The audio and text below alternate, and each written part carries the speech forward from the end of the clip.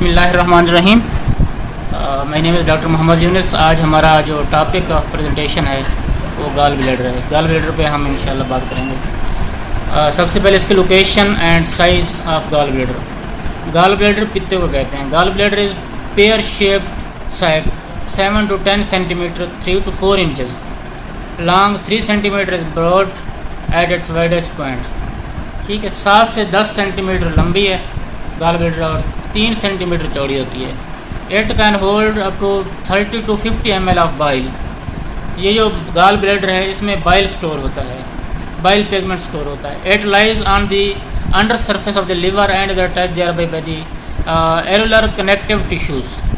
ये जो gall bladder है ये जिगर के साथ ही अटैच होता है, इसकी नीचे वाली सरफेस के साथ। और ये गॉल ब्लैडर लिवर से जो रतूबतें आती हैं, लिवर में जो रतूबतें बनती हैं ये स्टोर कर लेता है, जिसको हम बाइल का नाम देते हैं। ये फिर स्टमक में जाके रिलीज होती हैं। इसका मुख्तलिफ फंक्शन है इन रतूबतों के। Structure of gall bladder: serous, muscular and mucous layer composed of wall of gall bladder. ये म्यूकस लेयर हैं, मस्कुलर टाइप और म्यूकस लेयर है। म्यूकस का मतलब है कि म्यूकस मादा सिक्रीट करती हैं। मस्कुलर मसल्स टाइप हैं और the muscular lining is arranged in fold called rugae. ठीक है, ये जो मस्कुलर लाइनिंग है इसके फोल्ड बने होते हैं, इन फोल्ड्स को हम रुगा कहते हैं। ठीक है, और स्टमक की लाइनिंग में भी रुगे होते हैं।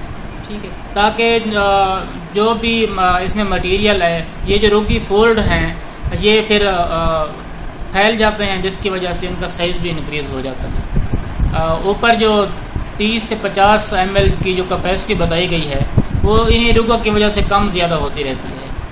हमारे स्टमक में भी ऐसा ही है कि जितना हम खुराक का आदी करेंगे उसका साइज़ उतना ही बढ़ेगा हमारे स्टमक का। इसका भी ऐसा ही है, इसकी कैपेसिटी है 30 से 50 ml की। इस तरह हमारे स्टमक की भी कैपेसिटी है, इसकी कैपेसिटी कम या ज़्यादा हो सकती है।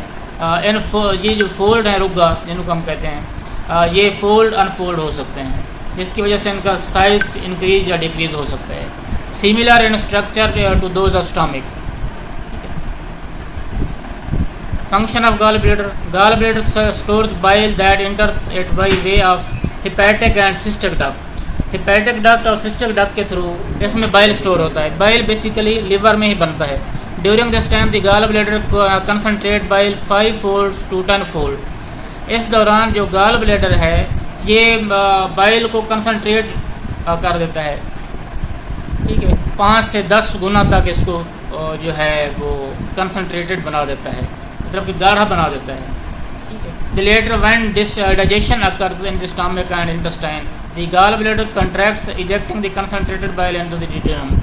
ठीक है, जब खुराक के हजम होने का वक्त आता है तो स्टमक और इंटेस्टाइन में जो डाइजेशन चल रही होती है, हम खुराक खाते हैं, तभी बाइल गॉल ब्लैडर जो है बाइल जो है वो इजेक्ट करता है, दाखिल करता है डिड्यूनम के थ्रू हमारे स्टमक में और इंटेस्टाइन में।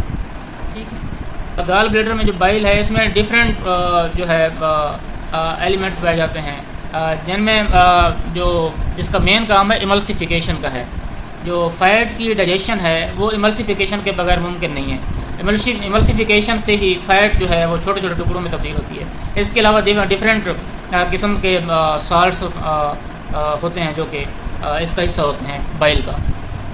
तो मेन काम जो है इमल्सिफिकेशन का है।